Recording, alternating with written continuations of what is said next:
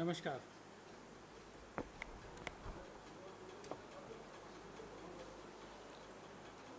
चीन ने पिछले 2 साल से चीन 2 साल से हिंदुस्तान की धरती पर अंदर घुसा हुआ है। प्रधानमंत्री जी ने 2 साल पहले कहा था कि ना कोई घुसा हुआ है ना कोई घुस आया है। उसी मामले पर आज श्री गौरव गोगोई जी आपको संबोधित करेंगे। गौरव जी। धन्यवाद दोस्तों। आप सभी को पता है कि 7 जुलाई 2020 को हमारे भारत के विदेश मंत्री जयशंकर जी और चीन के विदेश मंत्री वांग यी के बीच में बैठक हुई। इस बैठक के बाद भी जो बात विनीत पुनिया जी ने रखी कि पूर्वी लद्दाख को लेकर जो हमारी सीमा सुरक्षा को लेकर जो हमारी चिंताएं हैं, उन समस्याओं का आज भी कोई ठोस समाधान 7 जुलाई 2022 के इस मीटिंग के बाद नहीं निकला है। ठोस समाधान के विपरीत हम देख रहे हैं कि भारत सरकार की जो भाषा है, विदेश मंत्रालय की जो भाषा है, वो कमज़ोर हो चुकी है। जहां पर हमारी मांग, कांग्रेस पार्टी की मांग बहुत स्पष्ट है कि 5 मई 2020 से पहले भारत की सीमा पर जो स्थिति थी, वो स्टेटस को एंटी हमें चाहिए। ये हमारी स्पष्ट मांग है।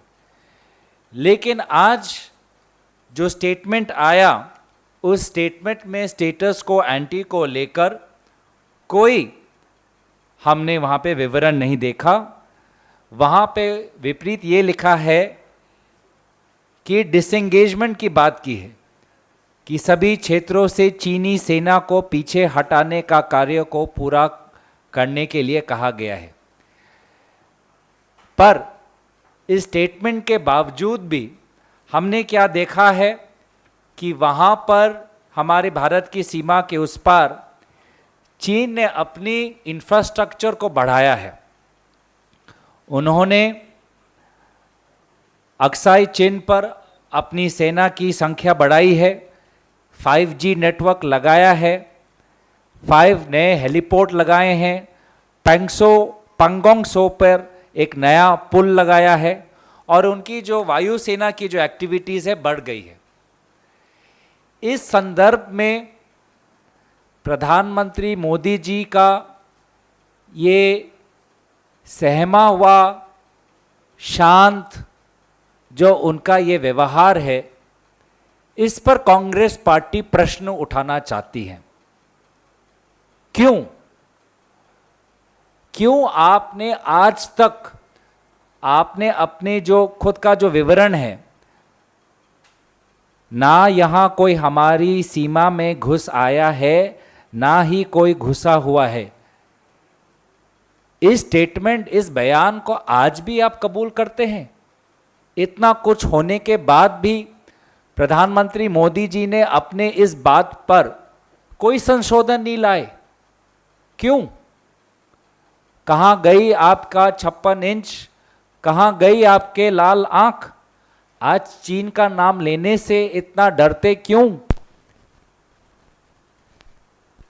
राहुल गांधी जी बार बार कहते हैं, ये 2 शब्द शायद प्रधानमंत्री मोदी जी पर भी लागू होता है, डरो मत।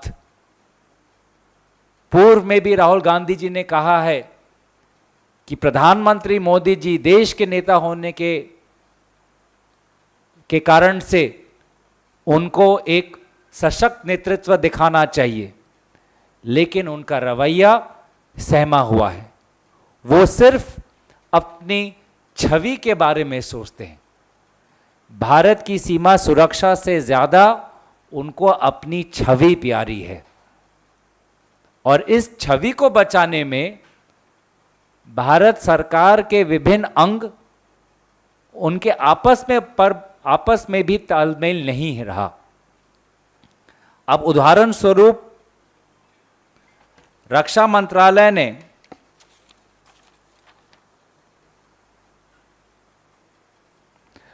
अगस्त के 2020 पर अपने ही वेबसाइट पर एक डॉक्यूमेंट रखा था जिसमें उन्होंने खुद कबूल किया कि चीन ने कुंगरंग नाला, गोगरा और पांगोंग सो के उत्तरी पार्ट में चीन की सेना घुसी हुई थी, लेकिन प्रधानमंत्री जी की छवि को बचाने के लिए, उनके झूठे बयान को संरक्षण करने के लिए, देने के लिए रक्षा मंत्रालय ने उस डॉक्यूमेंट को अपने वेबसाइट से उतारा।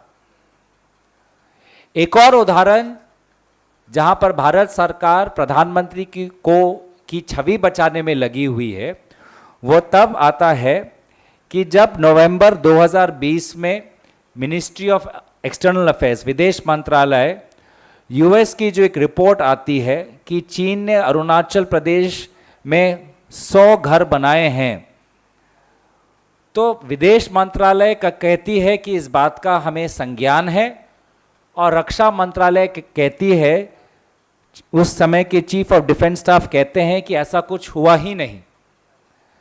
तो ये कैसा संदेश दे रहे हैं कि रक्षा मंत्रालय एक चीज कहता है, विदेश मंत्रालय एक और चीज कहता है, भारत की प्रधानमंत्री कुछ और चीज कहते हैं, और वास्तविक स्थिति अलग ही है। तो ये क्या संदेश जा रहा है हमारे भारत की सीमा सुरक्षा बल को? ये क्या संदेश जा रहा है हमारे भारत के नागरिकों को कि भारत के प्रधानमंत्री मोदी जी अपनी छवि बचाने के लिए राष्ट्र सुरक्षा को गिरवी रख सकते हैं? और ऐसा क्या विशेष लगाव है चीन के साथ? उन्होंने चीन के सरकार के साथ 18 बार उनकी मुलाकात हुई है।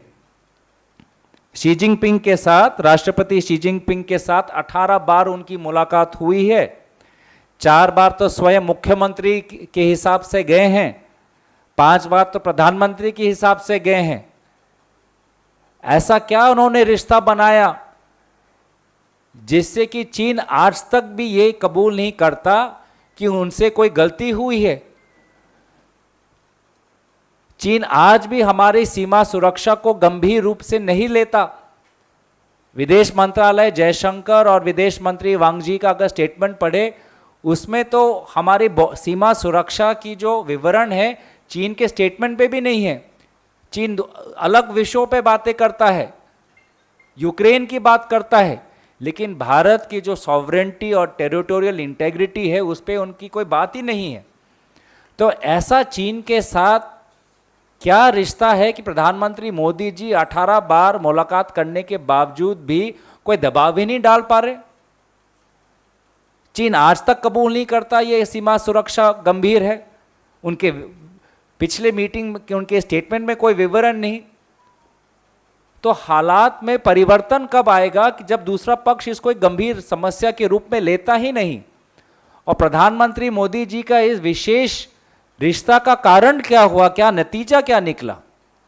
उल्टा प्रश्न उठता है कि क्या ये 18 मुलाकातों में ऐसा कोई बात हुई जिससे कि प्रधानमंत्री मोदी जी जो कहते हैं कि ना कोई घुसा है ना कोई घुसा हुआ है, ये स्टेटमेंट चीन के साथ मिलता है?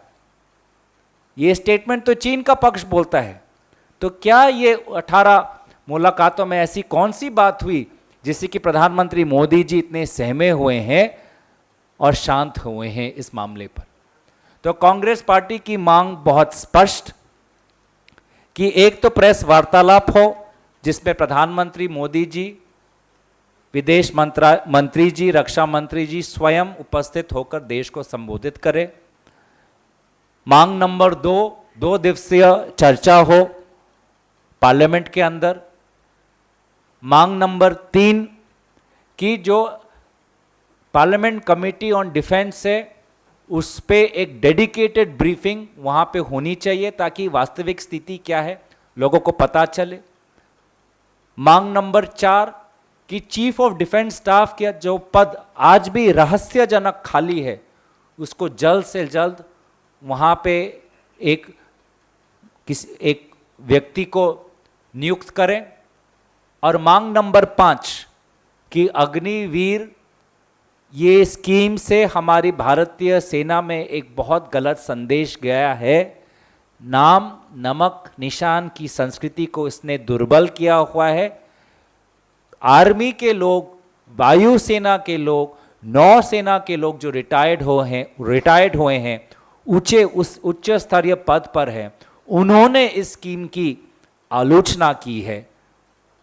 जिन्होंने स्वयं देश के लिए त्याग किया है, बलिदान किया है, सीमा पर वो खुद रहे हैं, उन्होंने देश की वास्तविकता को समझा हुआ है, ऐसे व्यक्तियों ने इस स्कीम की आलोचना की है। तो इस स्कीम को जल्दबाजी में देश पर ना थोपे और इस स्कीम को वापस ले। तो ये 5 हमारी मांग बहुत स्पष्ट है। I'll quickly summarize in English. On 7th July 2022, the Foreign Minister, External Affairs Minister Jaishankar ji met his Chinese counterpart, the Foreign Minister Wang Yi, but their discussion did not yield any substantive outcome. Instead, the language was diluted, where the Congress party always demanded status quo ante will post status quo ante 7 May 2020. This statement, the recent statement, only highlights on disengagement and does not refer to status quo ante. And we have seen that Prime Minister Modi, I did not say this in Hindi, but Prime Minister Modi, I think because he likes acronyms, we also want to give Prime Minister Modi ji an acronym, the famous movie of DDLJ. DDLJ for Prime Minister Modi and the BJP party being deny, distract, lie and justify.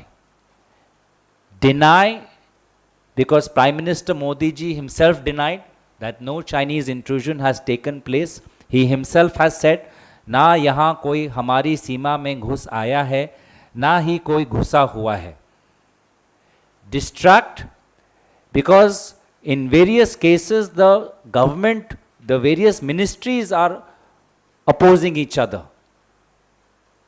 The Defense Ministry uploaded a statement on its website saying that yes, contrary to what the Prime Minister has said, Chinese transgressions has taken place in Kungrang Nala, Gogra, north bank of Pangong So Lake. This was done in 2020. It was forced to take down. On such a matter of importance, the Ministry of Defense uploaded a statement and obviously it got a rap and it put down the statement. Similarly, another example where ministries of Government of India are at odd ends with each other is that in November 2020, Ministry of External Affairs took note of a United States report that China had built 100 homes in a disputed territory in Arunachal Pradesh. But the Chief of Defense Staff said that nothing such has happened.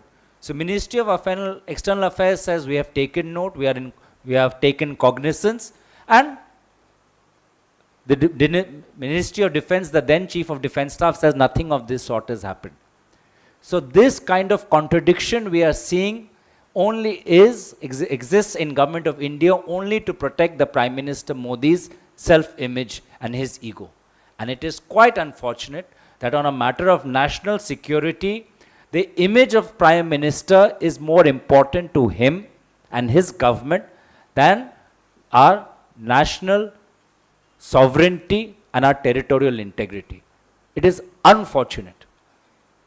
And it begs the question, why?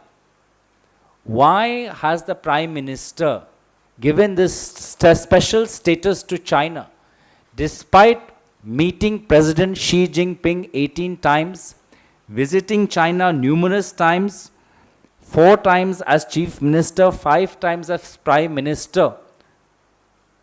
Why is the Prime Minister Modi unable to put any pressure on China?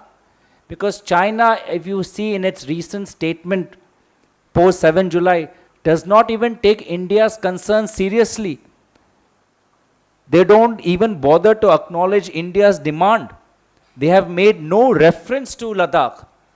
And that is why we feel that the recent meeting between Jaishankar and Wang Yi was failure. It did not yield any substantive outcome. And all of this is because Prime Minister Modi's image should not be affected. And therefore, our demand is very simple, that many reports have stated that China has built its military infrastructure in an unprecedented manner in Aksai Chin.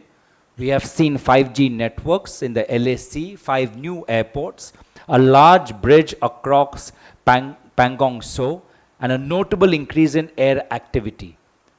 So we have seen the Chinese building up its infrastructure, and Prime Minister Modi continues to remain a passive spectator. And therefore, I would repeat the advice that Rahul Gandhi ji often gives to his fellow countrymen: Prime Minister, daro mat, don't be afraid. Take the Chinese threat seriously and head on. And at the end of this press conference, at the end of my suo motu statement, we have 5 specific demands. Demand number 1 is that there should be a press conference in which the Prime Minister, the Defense Minister, and the Foreign Affairs Minister, all 3 should speak in one voice and present the truth and nothing but the truth to the people of India. Demand number 2, a 2-day special discussion in the upcoming Parliament session. Demand number 3, a dedicated session on the Chinese secure threat on our border in a Parliament Standing Committee on Defense. Demand number 4, the position of Chief of Defense Staff continues to remain vacant. We request the Government of India to appoint the most appropriate person at this post of Chief of Defense Staff. And demand number 5, the recent Agniveer scheme should be withdrawn back.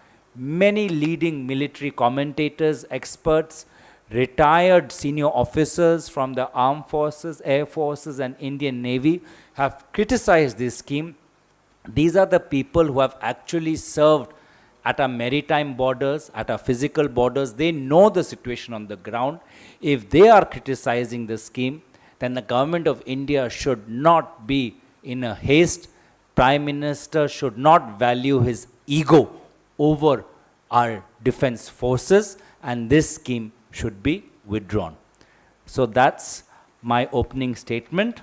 And if you have any questions related to this subject, अगर आपके कोई भी प्रश्न इस संदर्भ में है, तो मैं उन प्रश्नों का उत्तर देने के लिए हाजिर हूँ.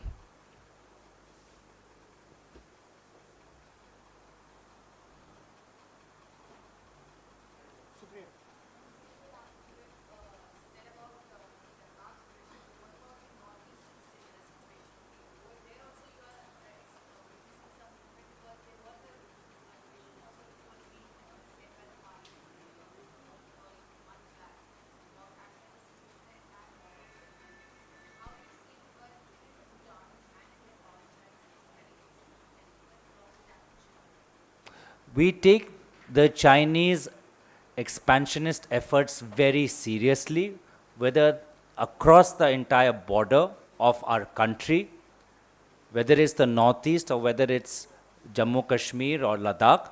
I think the Government of India's approach has been extremely weak. Prime Minister Modi specifically has been very facile and docile on this approach. In fact, Rahul Gandhi ji in the past has said the Prime Minister Modi has been extremely docile, and therefore it sends a very wrong message that the Prime Minister and his entire machinery, instead of pressing on the Chinese to acknowledge the seriousness of our demand, has completely failed to do so. It is a matter relating to India's territorial integrity and sovereignty, yet China continues to ignore the scale of this issue, did not even mention it in his statement in the most recent meeting between the Foreign Affairs Minister of India and his Chinese counterpart. And for all these reasons, I again reiterate our 5 demands: press conference by Prime Minister, Defense Minister, External Affairs Minister, dedicated discussion with the Parliament Standing Committee on Defence, a dedicated 2-day discussion in Parliament, appointment to the post of the Chief of Defence Staff, and the withdrawal of the Agniveer scheme, because at this point, when we are engaged in this conflict with China, the government of India cannot afford to take any step which will destabilize the morale of our troops. Okay, thank you. कुछ और sorry, on this I am just really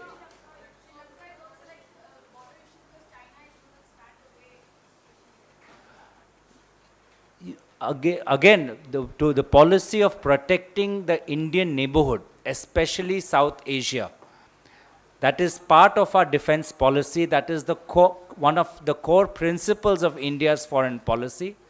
And whether in our maritime neighborhood or in the physical neighborhood of across Jammu Kashmir, Ladakh and Northeast India, Government of India continues under Prime Minister Modi to remain a passive spectator, and it is shameful, and therefore I reiterate our demands. Prime Minister Modi, as Rahul Gandhi ji said, stop being docile, don't be afraid, address the nation to a press conference, correct, modify your earlier statement that no one from the Chinese side has entered, have a discussion in Parliament, have a briefing in the Standing Committee, withdraw the Agniveer scheme, appoint the post of Chief of Defence Staff, and tell the truth to the people of this country. Do not send mixed signals, do not speak in mixed voices.